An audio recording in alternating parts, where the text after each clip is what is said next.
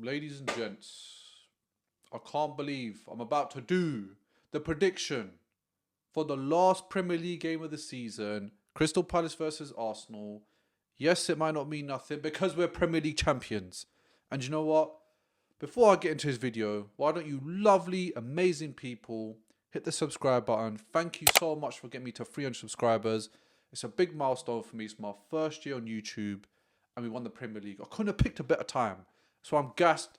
So let's get this video to about 20 likes. I think it's doable. But yeah, I want to talk about an emotional journey before I start talking about the team sheet and the scoreline. This kit is my favourite kit. And I'm going to tell you why for one reason. It is purely because this is the year Arteta joined Arsenal as a player. 2011. You can see here, it says 2011. Yeah. Got a special crest with the little leaves on the side. And obviously had forward. Yeah. Arteta, when he joined Arsenal back then, he played passionately. Yeah, he just came from Everton. We were looking for a central midfield player. Arteta was the guy. And he was a great player in the Premier League. This kit also represents some negative aspects as well. It's a journey. For you youngsters out there, you might not remember this, but once upon a time, Arsenal were really, really bad. And 2011 was a very special year for us because not only did Arteta join, we had the loan of Thierry Henry returning. He did score in a domestic cup game for us, but we lost to Man United 8-2. We will, I'll say, our lowest. People might say, no, we've had lower seasons, but I just want to ask you a question. Since you've been alive and supporting Arsenal, we did not lose in a scoreline and in that fashion to a team like Man United 8-2. Yes, they had Fergie, but 8-2. Remember, this is the time when we still had Wenger. Wenger and Fergie had that battle going on for the Premier Leagues in the early 2000s. So 2011 was a very, very low year for us. So this kit is like a humble reminder of where we came from. So that's why today I'm so proud. And I still haven't gotten over that Arsenal are Premier League champions. Because this shirt is what Mikel Arteta wore in his first season at Arsenal. This shirt is what Henry wore in his last game for Arsenal. This shirt is when we were at our lowest. This is why it's one of my favourite kits because it shows us from where we came from. All those years of misery. Yes, we'll finish in top 4. There was no silverware. There was no Premier League charge. Mourinho, Alex Ferguson, even Liverpool were better than us at that time, around that time as well.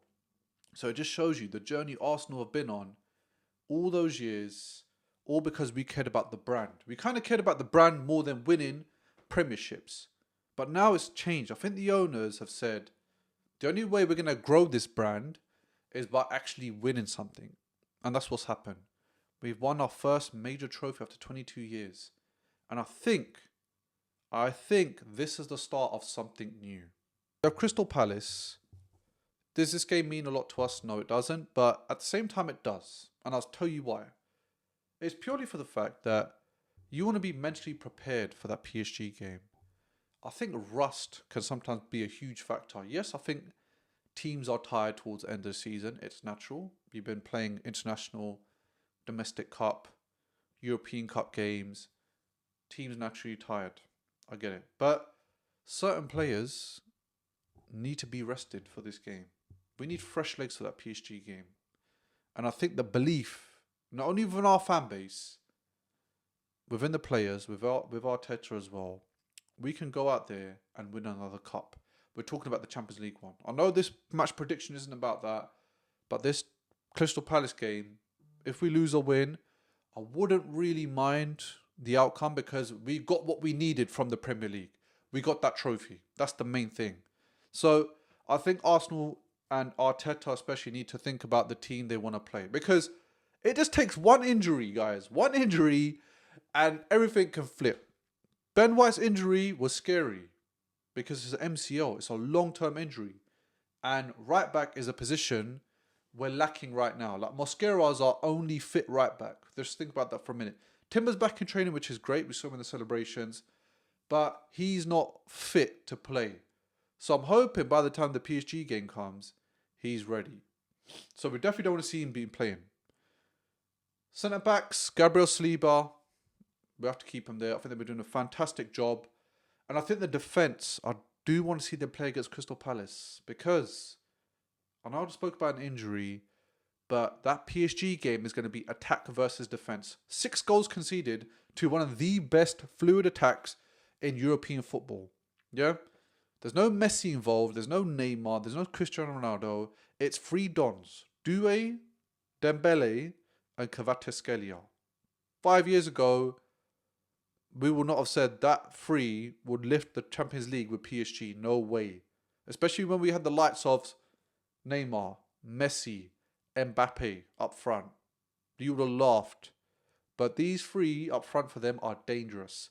So I want to make sure the defence is ready. So game time is needed for them. And I think defence, we've been solid the whole season. So I'm not worried about that. Midfield, Declan Rice, this guy needs a rest. He runs around non-stop. So he definitely needs to be seated. Chuck on Norgard, chuck on Skelly in the midfield. Because I do think Arteta will play Ødegaard, number 8, in the PSG game. I'm just going to be completely honest. But I'm not talking about that team sheet. But yes, let's do Skelly, Norgard in the middle.